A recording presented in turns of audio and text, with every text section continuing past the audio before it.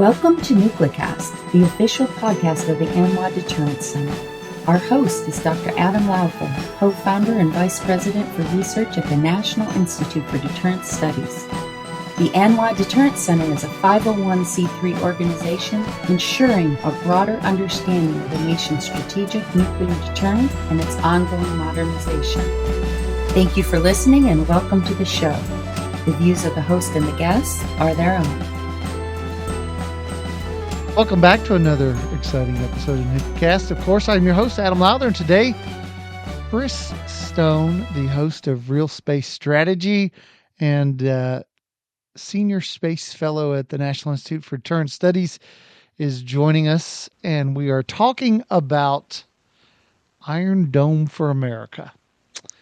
The president has recently signed an executive order to go forth with Iron Dome, and so we thought we'd bring Chris on because Chris knows about things that rockets and space and that kind of stuff, talks about it on a regular basis, and so I thought, who better to talk about Iron Dome for America? And of course, if you're watching this on audio, he's got his Captain America shield in the background, which I just now noticed. It's kind of, and make space great again. So he's got a great hat on as well. So, Chris, welcome into NucleCast. Thanks for having me back. Appreciate it. Yeah. So the president signed an executive order. Tell us what was in that executive order. Well, this is a very interesting one. As you mentioned, the title was Iron Dome for America. And obviously for those that have paid attention to missile defense related issues and wars in Israel over the last decade or so are familiar with the Iron Dome system, which is a very impressive system that is meant to protect the Israeli population from small rockets and missiles that are coming inbound from various threat areas, to include the Houthis, Iranians, the Hezbollah folks in the north, Hamas in the south, you name it. If something's fired toward Israel, Iron Dome is there to prevent mass casualty events due to those missile strikes. And the president would like to have one for the United States of America, obviously a much bigger issue to tackle than Israel, and to address all the various threats, both air, missile, and even space related, that could hurt or harm critical infrastructure and or the civil population of the country. Some of the missile systems and other threats that was specified in here include ballistic missiles, hypersonics, advanced cruise missiles, and other next-generation aerial attacks from peer, near-peer, and rogue adversaries. So, as most people probably know that listen to your program, the current missile defense system that we have are either the small theater-based missile defenses like Patriot or THAAD, and then we have our ground-based interceptors in California and Alaska that are meant for the onesie, twosie potential rogue launches and or accidental launches, as well as the Aegis Ashore system that's supposed to be going into Eastern Europe sometime soon. And that's about it. In order to have a total continental coverage type situation, this one includes space-based interceptors, sensors, and the like. So that's very exciting for a space person who's been arguing for space weapons for defense and offense for quite a while. And then the last thing I'll mention, so you can be more specific in your questions, is that unlike other similar technology-based EOs of the past, this one is not just a, hey, I want some information, get back to me with a study in 20, 30 days or, a year. This one wants a full requirements list, budget, ConOps, everything ready to go in 60 days from the date of the EO, which was January 27th. So it is, but the good news is, as we'll talk about probably in a little bit, is that quite a bit of the stuff in here that's to be considered part of the system is just taking current programs of record, putting them together under this one umbrella, and trying to expedite the deployment. And so 60 days, and they want budget for 26. So if you think just the technology development and deployment is rapid, they want to get the budget to and a 5-year plan for the FIDEP going as early as FY26, which that budget should be out by now, but since we don't have a 25 budget yet, most likely that budget is delayed until probably May, according to some observers. So they've got a little bit of time to figure this out, but not a whole lot of time.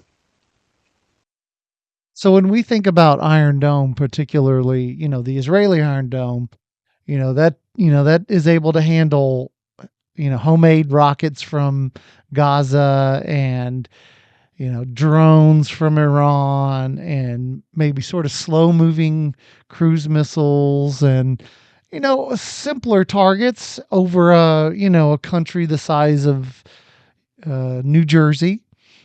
But when we talk about Iron Dome for America, we're talking about, it's significantly larger. It's, going to have to take out hypersonic cruise missiles or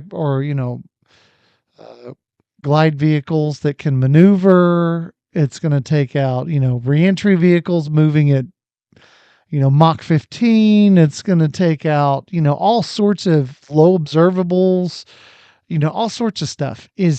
I guess the question that I had is, just as I think about this, is how feasible is it to build the system that can do all that? And are we going to build 2-to-1, 3-to-1, 4-to-1? And if we're just going to talk about sort of existing nuclear arsenals, right? Because it's going to ensure that we have a survivable second strike. Are we going to need to take out, the Russian arsenal plus the Chinese arsenal plus the North Korean arsenal? So do we need, 2 to 6,000 of these interceptors? Kind of walk me through what that might look like and sort of what is that going to cost us? Yeah, that was a lot of stuff. So let me start with a little bit, and I'll work my way up. So the way the executive order seems to be looking at it from is taking current programs of record that are already funded and kind of packaging them together, as some were considered already, such as the HBTSS, the hypersonic space-based sensor from MDA, Missile Defense Agency, and the proliferated space warfighting architecture from SDA. And all those are going to work together, and they were going to be working together to be part of the sensor packages. Then you have the current missile warning space surveillance architecture that we have, the space fence, some of the other efforts that are ongoing to try to help track stuff that's traveling through space and coming into the atmosphere, as well as the low flyers. So it doesn't look like they're asking or expecting a lot of heavy lifting like SDI was, Strategic Defense Initiative was back in the mid-'80s, when they were saying, hey, let's develop this and deploy it with all these fancy schmancy things. I think, obviously you'll want to get there. And it doesn't even specify what a space-based interceptor consists of. So that gives them a little bit of flexibility. But I think what you're going to see is a multi-layered sensor suite, multiple orbits, ground, terrestrial, things of that sort. And then you're going to have a multiple layer space, air, sea, whatever, interceptors, so that you have multiple opportunities to get the target, whatever it is, before it hits a homeland or a overseas base or things of that sort. Since it's primarily focused on the homeland, I don't think it's going to require a global coverage. It's going to primarily focus on the homeland and the critical infrastructure needed to, for our daily lives of our citizens and home bases. So I don't think it's going to be a global system. So that's going to change the orbital basing and where you want to put things. Things of that sort. So the idea, as I can see it, is looking for near-term stuff, quick-turn deployment, and get something up there as soon as possible. I don't think we're looking at, the old Spies Like Us movie with the Zenith stars, with the laser cannons and the mirrors and all that. We may eventually get to that, but I think he wants something done in the next couple of years if you want to if you want my opinion on it, especially when you put all the budgeting and everything done for FY26 budget. Yeah. So then you probably would see this as not necessarily a solution to the entire Russian and Chinese and North Korean arsenal, but just it's a starting place to sort of get the ball rolling and start to build out a system that offers us the defensive capability that just doesn't exist right now. So I would say that if you look at what the EO says, the executive order says that it is dealing with peer, near peer, and rogue states. So it does deal with all the major players that we're concerned with. It's not so much a counter to the weapons and their bases in their home countries as much as it is intercepting the threats from boost phase, which we don't have right now. Mid-course, which we have a very few missiles on the West Coast that can do some of that for onesie twosies. But this one, obviously, for a much bigger mass approach, and then for potential other things if you use the ground-based things and other layers to intercept on a terminal or as it's going through the atmosphere. Ideally, you want to get it before it gets to the atmosphere, so any debris and stuff can go into the atmosphere and burn up, and not create any chances of secondary hazards depending on the payload. If it's a biological weapon, a chemical weapon, a nuclear weapon, you don't want to spread all that mess everywhere. It's better to blow that up in space. And the other thing you will see in here is that it's not just kinetics, even though kinetics are the priority clearly, but they also have the ideas of non-kinetics as support mechanisms and things of that sort. So I think it's primarily focused over the homeland and U.S. territories such as Alaska and Hawaii and maybe Guam, but I don't think it's looking at covering the entire planet. But we'll have to see what happens with that. And space-based interceptors could be anything. So I think that's important to keep in mind. But we want to make sure that given the rapid buildup, the so-called nuclear breakout in China, the fractional orbital bombardment systems being tested and demonstrated, coupled with who knows what kind of weapons, including the high-powered microwaves or the hypersonic glide vehicles, very important to keep that in mind. So I think that's what it's looking at covering. Yeah, I guess I wonder, just in terms of like budget wise, will this compete with our nuclear modernization, for example? Because, as I was looking at MDA's budget and looking at, they're getting some new, I forget, they're GBIs, but they've got a new name like Next Gen or whatever they're called. Mm-hmm. And they're pretty expensive. They're not cheap.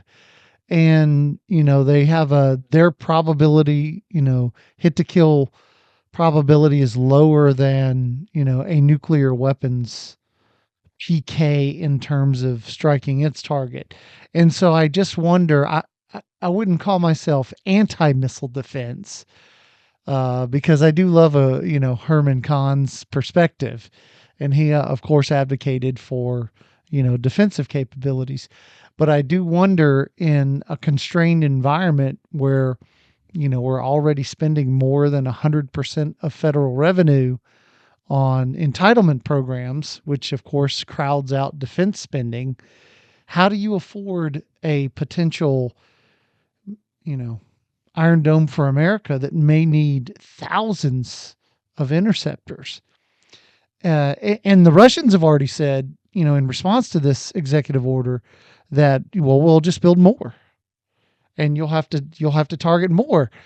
And so, I'm not a big advocate of saying, oh, well, we want to avoid arms racing. I don't really mind that per se, but I just trying to think through what is your best, return on your investment. Mm-hmm. And that's the one where I've yet to be convinced that, an Iron Dome for America is that best return on investment. Am I missing something? What's your take on that? This episode of NucleCast is brought to you by the ANWA Deterrence Center, whose mission is to educate Americans about the nuclear enterprise and strategic deterrence.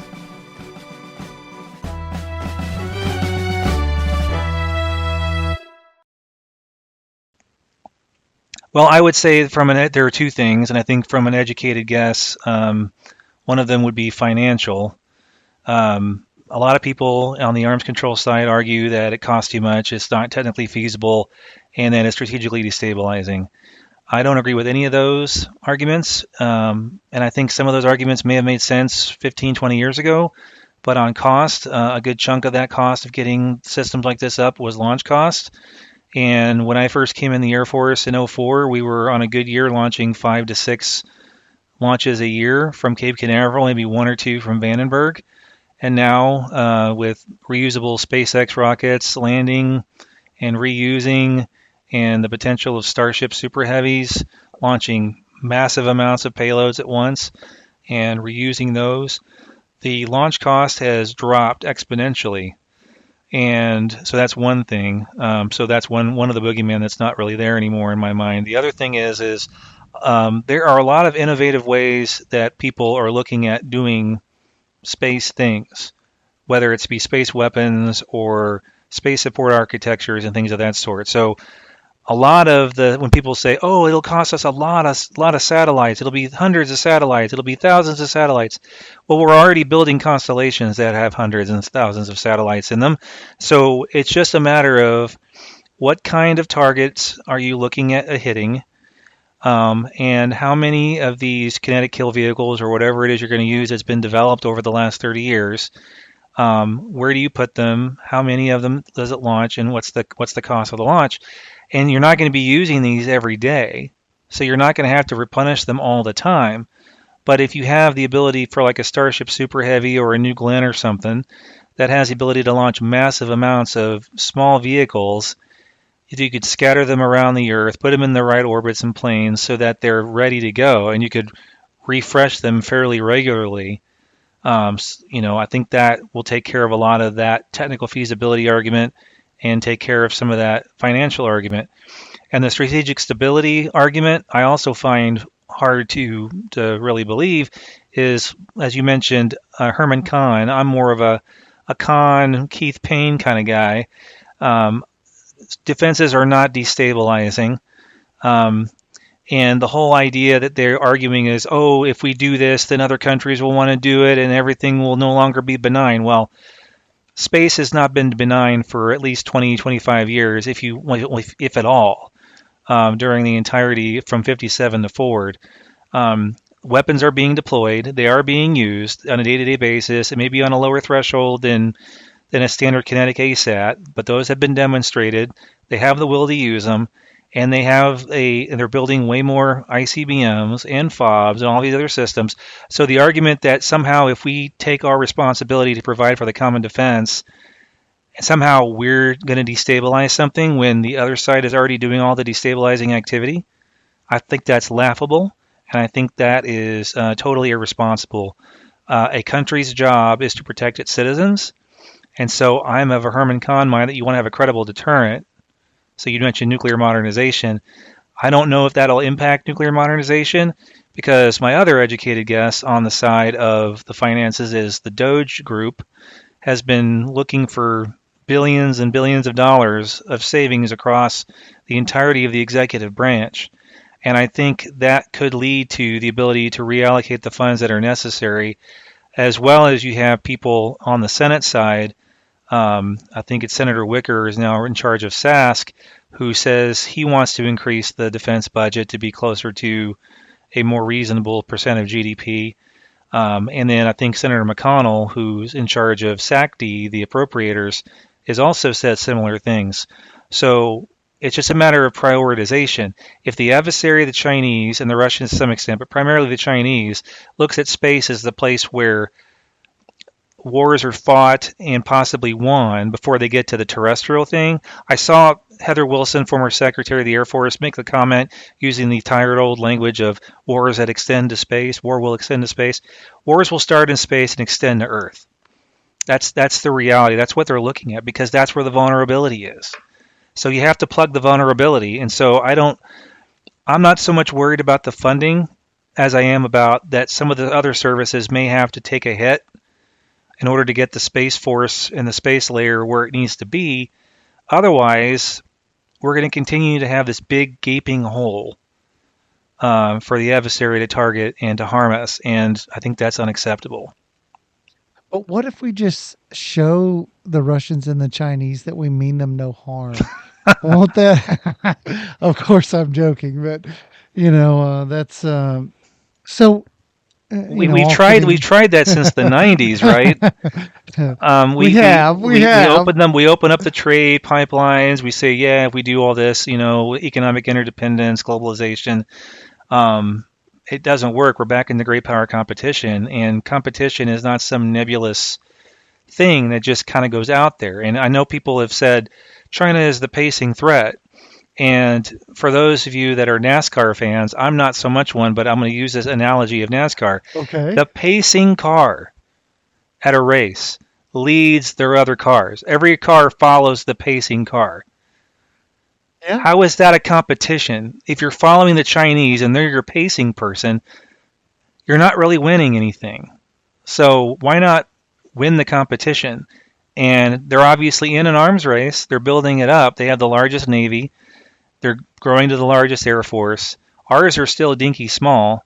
And in order to get through such a high-end threat environment terrestrially, space is a good spot to deal with this. And I think that's why whoever wrote this for the president understood that this is a need that we should have built 20, 30 years ago, but we were trying to give everybody the benefit of the doubt. And obviously, great power competition / crisis warfare stuff is back, and it's time to accept that reality. Well, so how about thinking outside the box in terms of, as you were talking earlier, I was thinking, well, instead of building expensive missiles that, we launch from, CONUS, what if we just had a layer that sat atop the United States, and those, were satellites that could, you've said that space is weaponized, and the essentially is the Outer Space Treaty. Is it sort of out of date? Is it irrelevant? Is it worth the paper it's written on? And if not, then why don't we just set a layer, a defensive layer in space on top of the continent, such that it can sit from the high ground, and then whenever a threat reaches it or is below it, it can, strike that target above or below or as it's coming, and do something other than sort of the traditional bullet hits a bullet. Well, it doesn't have to be a bullet hit a bullet. It just says space-based interceptors. It doesn't say what kind of interceptor. It could be a bunch of kinetic kill vehicles. It could be some other item that may be in development that we're not aware of that could do it in, like I said, those mass formations that can do what they need to. Per the Outer Space Treaty, as you mentioned, that is it worth the paper it's on? This doesn't. None of this violates the Outer Space Treaty, because there's nothing in the treaty that says you can't deploy conventional weapon systems or defensive weapon systems in orbit. It just says weapons of mass destruction.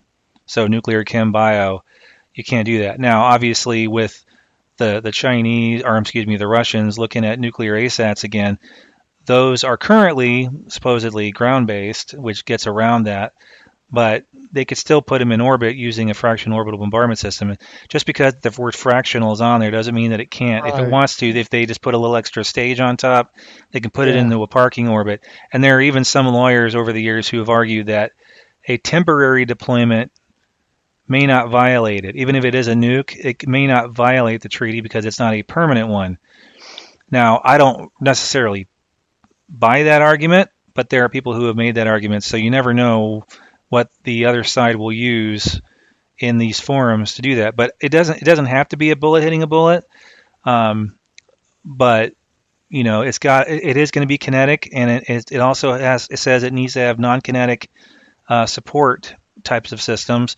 And I just threw out there the ground-based ones like GBI and all that stuff, because you're going to want it to be layered. You want your sensors to be layered, multiple orbits. You're going to want and terrestrial, and you're going to want to have as many possible ways of protecting whatever it is you're protecting, just in case it doesn't work exactly right. So we'll see what that is. I mean, we may not actually see what it is, but in my mind, you should say what you've got, as a deterrent. I don't necessarily buy that defenses can be a deterrent. I think defenses are a good thing that couples with it. I don't buy the Thomas Schelling model of, let's hold all the cities and the people hostage under this stable balance of terror thing. I think that's crazy, and I don't think the president probably supports that, given the fact that his concern in this, they use the phrase counter value, and so that means population centers and critical infrastructure. It doesn't say counter force. Yeah, so true. That's something to keep in mind as well with respect to this project. Well, we are at that time where, I mean, you've had some great ideas, but now let's rub the magic lamp and let Bob, the genie, come out. And of course, Bob's going to give you 3 wishes. So now you don't just have to speculate on the realm of the possible. Now you can tell me what you actually want. Okay. Chris, tell me, what's your wish? What's your first wish? What's your biggest wish? My first wish is that they actually do this correctly the first time, and the bureaucratic process doesn't stymie the issue. So hopefully Secretary Hegseth is watching the process as a hawk and is keeping an eye on all this with his staff members, since a lot of his appointee counterparts have yet to come into the building. So that's one thing, is that the bureaucracy doesn't stymie it and slow it down and prevent implementation like what happened during the first term. Second thing is I want to see space-based interceptors that can be used in multi-role capabilities. So not just, space to boost phase intercept, but also as anti-satellite weapons on orbit. Because not every threat that could harm the homeland is necessarily flying a ballistic flight path or a maneuvered flight path in the atmosphere. There could be EMP, vehicles placed in the orbit and parked there and used later. There's been hearings about that going back into the late 90s with concerns of North Korea, their KMS 3 and 4 being potential test beds for EMP, given the public source information about how the Russians and Chinese have been sharing nuclear tech and EMP designs with the North Koreans. So, because we're dealing with all 3 of those major countries, and the Iranians are mixed in there now too, and they're starting to cooperate a little bit more, that's one of those things to keep in mind. So that's the second thing. And then the third thing, I think the Space Force should be the one responsible for everything that's in space as part of this system. Anything that orbits the Earth should be Space Force controlled. The space-based interceptors, whatever that ends up being, needs to be ran by Space Force operators. And I think U.S. Space Command, which for some reason wasn't mentioned in this EO, just Northcom and Stratcom, which I get it, Missile Defense Joint Task Forces and all that kind of stuff for those. But Space Command, its original mandate was to protect against threats 100 kilometers and up. And I hope that they change the UCP back to saying that language and get away from the facing downward approach, because if you take care of the threat in space, it won't be a threat on Earth. Yeah. Well, those are 3 great wishes. So I think I'm going to encourage Bob to do his best to make sure they happen. So thanks for those. We're out of time, but I wanted to give you sort of a elevator pitch opportunity to, what should our listeners walk away from the executive order, walk away from all the articles that have been written as of late? What's that thing they need to think about and understand in regards to Iron Dome for America? Well, the first thing they need to think about is that this is not something to make fun of. They made fun of SDI a lot back in the day, calling it Star Wars, and that was not a term of endearment. That was a term of derision. This is something that is realistic. It is achievable, it is doable, and it is vital given the type of world that we're living in and as it's going to be continually developing. If they want to go to bed at night with at least a good percentage chance of surviving an event like this, if the Chinese or the Russians decide to put us at the homeland at risk and not just our allies overseas, which is totally likely, We need to plug the vulnerability gap, and this is one of the areas that's important to do that. So I would recommend that they call their congressman and senator, tell them to support it, regardless of what their congressman or senator's party affiliation is. Clearly, the Republican side, depending on who they are, but majority of them typically are more supportive of these types of endeavors. And the Democrats are typically more opposed and more pro-arms control and things of that sort, which is partly why we haven't seen a whole lot of progress over the last 4 years on this at all. And because of the split Congress, the previous administration had a lot of trouble getting things done too. So if 2027 is what intelligence considers the chance of a major crisis with China coming up, that's not that long from now. And if we don't get this started and deployed in the next couple of years, we're going to be in a world of hurt potentially, and that's totally unnecessary given the technology and the resources that we have at our disposal. All right, Chris Stone, thanks for joining us on NucleCast. Thanks for the discussion. It was a great one. Thanks, man. Appreciate it. And of course, thanks to you, the listeners, for joining us on this episode of NucleCast. This has been a production of the NY Deterrence Center, a 501c3 that seeks to educate key decision makers, stakeholders, and the public to ensure a broader understanding of the nation's strategic nuclear deterrent. Our executive producer is Kimberly Charrington, and this episode has been engineered and mixed by David Grunthal. Help us grow our followers by sharing it and follow the show on LinkedIn, Facebook, and Twitter at NucleCast.